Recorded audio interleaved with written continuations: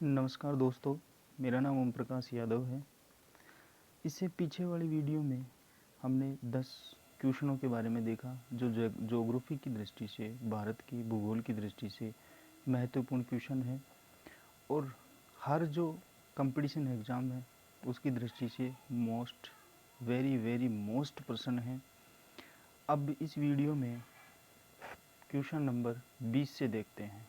तो question number 20 है, निम्नलिखित पर्वत चोटियों पर विचार कीजिए। ये आईएएस 2003 में आया हुआ क्वेश्चन है और सबसे बेस्ट क्वेश्चन है।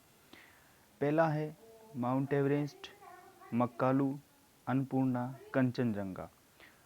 उपरोक्त में से सबसे पूर्व में स्थित चोटी है, यानी इन चारों में से पूर्व की तरफ स्थित जो चोटी है, पूर्व की तरफ स्थित जो चोटी है उसके बारे में बताना है। तो पूर्व की तरफ जो चोटी है वो चोटी है कंचनजंगा। चोटी का नाम क्या है? कंचनजंगा, यानी पूर्व की तरफ स्थित चोटी है इनमें से एकमात्र कंचनजंगा। अब बात करें इस कंचनजंगा की। कंचनजंगा है ये विश्व की तीसरी सबसे ऊंची पर्वत चोटी है। कंचनजंगा विश्व की तीसरी सबसे ऊंची पर्वत चोटी है। और जो सिक्किम है, भारत का जो सिक्किम राज्य है, इस सिक्किम राज्य के उत्तर पश्चिमी भाग में, कौन से भाग में? सिक्किम के उत्तर पश्चिमी भाग में, सिक्किम के उत्तर पश्चिमी भाग में नेपाल की सीमा पर स्थित है। नेपाल और सिक्किम दोनों की सीमा पर स्थित चोटी का नाम क्या है? कंचनजंगा। और इसकी ऊंचाई है 8,586 मीटर। ये तो हो गई कंचनजंगा। दूसरी चोटी की बात करें, एवरेस्ट, माउंट एवरेस्ट की। तो जो माउंट एवरेस्ट है ये दुनिया की सबसे ऊंची चोटी है। दुनिया की सबसे ऊंची चोटी फर्स्ट नंबर पे है माउंट एवरेस्ट और इसकी ऊंचाई है 8,848 मीटर। ऊंचाई कितनी है? 8,848 मीटर। इस माउंट एवरेस्ट को पहले 15 के नाम से जाना जाता था। इसका नाम क्या था? 15। और पहले इसकी जो ऊंचाई है वो थी 8,840 मीटर। आपको पता होगा एवरेज जो हिमालय है वो एक नवीन वलित पर्वत है। आज भी इसका क्या हो रहा है? निर्माण हो रहा है, इसकी चोटियाँ ऊपर उठ रही है। और फिट की बात करें पहले की, तो फिट थी 29,002 फिट। इसकी ऊंचाई कितनी थी? 29,002 फिट। अगली चोटी की बात करें मक्कालू की। अगली चोटी है मक्कालू। इस मक्कालू चोटी की बात करें तो जो मक्कालू है, एवरेस्ट, इस एवरेस्ट, K2, कंचनजंगा और एक चोटी और है, उस चोटी का नाम है लाहौत्से। इस लाहौत्से चोटी के बाद में पांचवी सबसे ऊंची जो चोटी है, पांचवा स्थान किसका आता है? मक्कालू का। तो ये था प्रश्न नंबर 20 और सबसे मोस्ट प्रश्न है, पर्वत चोटियों में सबसे मुख्य क्वेश्चन है ये। अगले क्वेश्चन की बात करें तो नीलगिरी और अन्नामलाई की पहाड़ियों के बीच स्थित दर्रा कौन सा है? अगला क्वेश्चन बताना है, नीलगिरी और अन्नामलाई की जो पहाड़ियाँ हैं, ये नीलगिरी और जो अन्नामलाई की पहाड़ियाँ हैं इनके बीच स्थित दर्रा कौन सा है? दर्रे का नाम बताना है। तो दोस्तों दर्रा है पालघाट। नीलगिरी पर्वत और अन्नामलाई जो पर्वत हैं या चोटियाँ हैं, पहाड़ियाँ हैं, इनके मध्य में स्थित जो दर्रा है, इस दर्रे का नाम क्या है? पालघाट दर्रा है। अगला क्वेश्चन है, तमिलनाडु राज्य का सबसे ऊंचा पर्वत शिखर कौन सा है? तमिलनाडु राज्य की बात करें तो तमिलनाडु का सबसे ऊंचा जो पर्वत शिखर है वो है दोदा बेटा। तमिलनाडु का कौन सा है? दोदा बेटा। और इस दोदा बेटा की बात करें तो भारत का जो पश्चिमी घाट है, यानी इस भारत, ये भारत का नक्शा है, इसके ये जो पश्चिमी घाट है, इस पश्चिमी घाट का सबसे ऊंचा जो पर्वत है वो कौन सा है? दोदा बेटा। ये जो दोदा बेटा है इसकी ऊंचाई है 2637 मीटर। समुद्र तट से इसकी ऊंचाई कितनी है? 2637 मीटर। तो पश्चिमी घाट है इसका सबसे ऊंचा। बात करें इस दोदा बेटा है, इस दोदा बेटा की जो ऊंचाई है वो 2637 मीटर है। कितनी है? 2637 मीटर। इस पश्चिमी घाट की सबसे ऊंची चोटी है दोदा बेटा। अगले प्रश्न की बात करें तो अगला प्रश्न है, निम्नलिखित में से कौन सा राजस्थान का मरु जिला है, यानी मरुस्थलीय जिला, 4 जिले दे रखे हैं, इन 4 जिलों में जो मरुस्थलीय जिला है उसके बारे में बताना है। तो उदयपुर भी नहीं है, अजमेर भी नहीं है, बांसवाड़ा भी नहीं है, एकमात्र जिला कौन सा है, बाड़मेर। देखो अरावली जो पर्वतमाला है, इस अरावली पर्वत का जो मध्यवर्ती जिला है ये कौन सा है, अजमेर। और इसी अजमेर के माध्यम से यहाँ पर पहाड़ियाँ कैसी है, कटी फटी पहाड़ियाँ पाई जाती है। तो इनके मध्य का जो रास्ता है उससे जो पूर्वी हिस्सा है, इस पूर्वी हिस्से में थार का जो मरुस्थल है उसका विस्तार हो रहा है। तो इसको रोकने के लिए सरकार ने इस कटी फटी पहाड़ियों के मध्य में पेड़ लगाने प्रारंभ किए हैं। अगला प्रश्न है, निम्न पर्वत शिखरों को ऊंचाई के अनुसार घटते क्रम में बताना है। ऊंचाई के अनुसार घटते क्रम में बताना है। तो घटते क्रम में बताए, यानी सबसे ऊंची चोटी, फिर उसके बाद में, फिर उसके बाद में, फिर उसके बाद में, यानी चोटियों के बारे में बताना है। तो बात करें सबसे पहले कंचनजंगा की। कंचनजंगा है, इसकी ऊंचाई कितनी है, 8,586 मीटर। ये कंचनजंगा की ऊंचाई है 8,586 मीटर। बात करें K2 गोडविन ऑस्टिन की बात करें तो इसकी ऊंचाई है 8,611 मीटर। और ये विश्व का जो सेकंड है पर्वत है, विश्व का कौन सा, K2 या गोडविन ऑस्टिन सेकंड है। और इस गोडविन ऑस्टिन की बात करें, इस गोडविन ऑस्टिन की बात करें तो यह बाल तोरो मुजतांग बालदोरो मुजतांग उप जो श्रृंखला है इसमें स्थित है K2। K2 के बाद की बात करें नंगा पर्वत की। ये जो नंगा पर्वत है इसकी जो ऊंचाई है वो है 8,126 मीटर। नंगा पर्वत की कितनी है, 8,126 मीटर। इस नंगा पर्वत की बात करें, नंगा पर्वत है, इसकी एक वेरी मोस्ट विशेषता है। बात करें 20वीं सदी की, 20वीं सदी का जो पहला हिस्सा है, यानी 20वीं सदी का जो प्रारंभिक समय है, इस प्रारंभिक समय में यदि 8,000 मीटर से ऊंची चोटियों की बात करें तो सबसे ज़्यादा मौत कहाँ पर हुई है, इसी नंगा पर्वत में सबसे ज़्यादा व्यक्तियों की मृत्यु हुई है, पर्वतारोही है उनकी मृत्यु हुई है 20वीं सदी के आरंभिक समय में।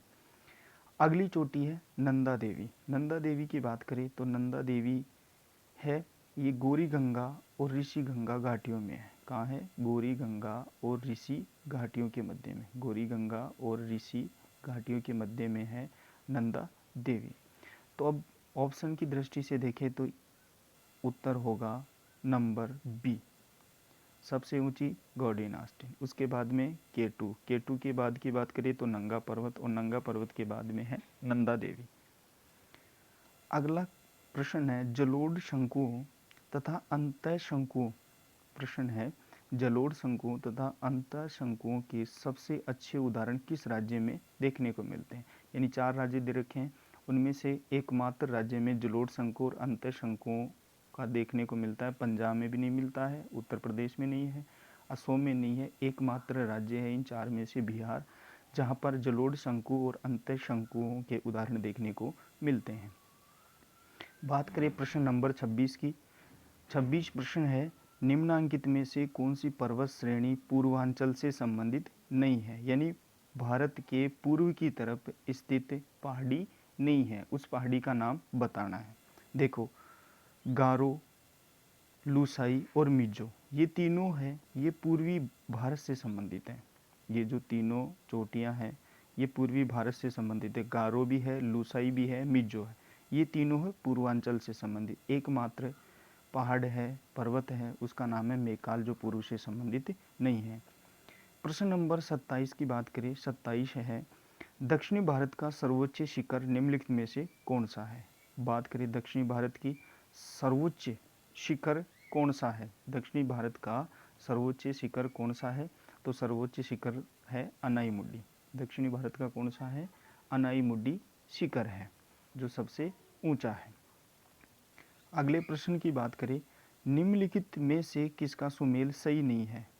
यानी 3 का सुमेल सही है और 1 गलत है। पीर पंजाल लघु हिमालय से संबंधित है। काराकोरम केटू से संबंधित है।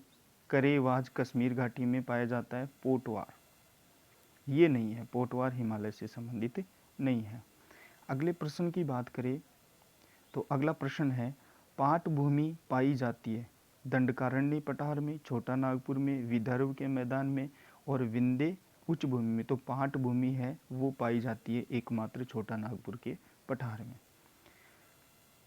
प्रश्न नंबर 30 की बात करें, प्रश्न नंबर 30 है हिमालय क्षेत्र, प्रश्न नंबर 30 है हिमालय क्षेत्र में मिलने वाली दून घाटी किस प्रकार की है। दून घाटी है वो किस प्रकार की है।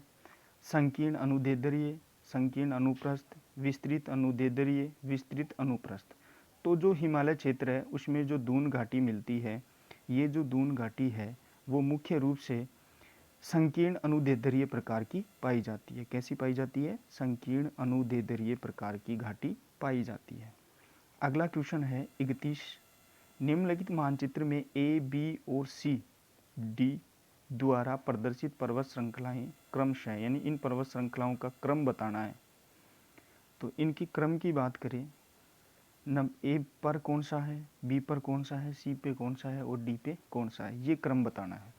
तो देखो ए पे ये पर्वत श्रृंखला है ए वाली विंध्याचल, पर्वत श्रृंखला का नाम क्या है? विंध्याचल। ए पे है विंध्याचल। बात करें बी की, इस बी पे यहाँ पर पर्वत श्रृंखला है मेकाल। कौन सी पर्वत श्रृंखला है? मेकाल। सी की बात करें तो सतपुड़ा है और डी की बात करें तो अजंता है। तो इसका सही उत्तर हो गया बी। ए नंबर पे विंध्याचल, बी पे है मेकाल, सी पे है सतपुड़ा और डी पे है अजंता।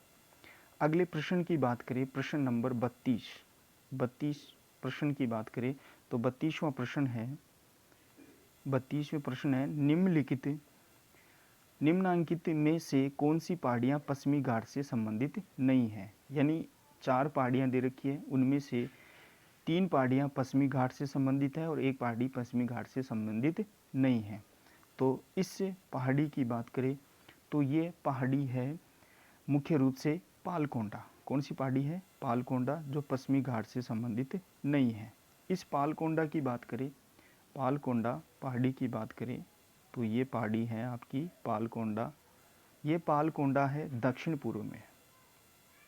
ये पहाड़ी कहाँ है? दक्षिण पूर्व में, यानी दक्षिण पूर्व का जो घाट है इससे संबंधित है पालकोंडा। और ये पालकोंडा पाई जाती है आंध्र प्रदेश। ये पहाड़ी है पालकोंडा आंध्र प्रदेश के अनंतपुर जिले में। आंध्र प्रदेश के कौन से जिले में है? अनंतपुर जिले में। बात कर रहे थे पालकोंडा। ये जो पालकोंडा है ये पालकोंडा है दक्षिण पूर्व में और आंध्र प्रदेश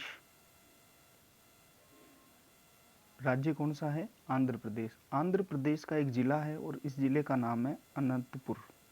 इस अनंतपुर में ये पालकोंडा पहाड़ी पाई जाती है। अगले प्रश्न की बात करें, प्रायद्वीपीय पठार के संबंध में निम्नलिखित में से कौन सा कथन सही नहीं है। अब प्रायद्वीपीय जो पठार है उसकी जो संरचना है उससे संबंधित प्रश्न है। तो देखो, पहला है प्रायद्वीपीय पठार, ए है प्रायद्वीपीय पठार कठोर शैलों का प्राचीन भूखंड है। ये बात बिल्कुल सही है। दूसरा है ये त्रिभुजाकार है, बिल्कुल कैसा है? त्रिभुजाकार इस रूप में। इस पठार में अरावली जैसे प्राचीन वलन स्थित है, बिल्कुल। प्रायद्वीपीय पठार में हमारी जो अरावली पर्वतमाला है ये प्राचीन वलित पर्वतमाला है, ये भी पाई जाती है। इसमें अधिकतर तलछटी चट्टानें पाई जाती है, ये गलत है। तलछटी चट्टानें यहाँ पर नहीं पाई जाती है। अगले प्रश्न की बात करें, प्रश्न नंबर 34 है, महाबलेश्वर निम्नलिखित में से किस राज्य में स्थित है। अब बताना है महाबलेश्वर जो पर्वत है वो कौन से राज्य में स्थित है। तो ये है महाराष्ट्र में। महाबलेश्वर कहाँ है? महाराष्ट्र में। 35 नंबर का प्रश्न है, हिमालय की निम्नलिखित में से कौन सी श्रेणी सर्वाधिक चौड़ी है। यानी हिमालय की सबसे जो चौड़ी श्रेणी है वो कौन सी है? तो यह है लघु हिमालय। सबसे चौड़ी श्रेणी कौन सी पाई जाती है? हिमालय की लघु हिमालय श्रेणी सबसे चौड़ी है। तो दोस्तों ये थी आज की महत्वपूर्ण प्रश्नोत्तरी। आगे भी जो महत्वपूर्ण प्रश्नोत्तरियाँ हैं वो आपको मिलती रहेगी। तो आप मेरे चैनल पर नए हैं तो मेरे चैनल को लाइक करें, शेयर करें, सब्सक्राइब करें, जिससे नए वीडियो है उसका नोटिफिकेशन आपको मिलता रहे। धन्यवाद।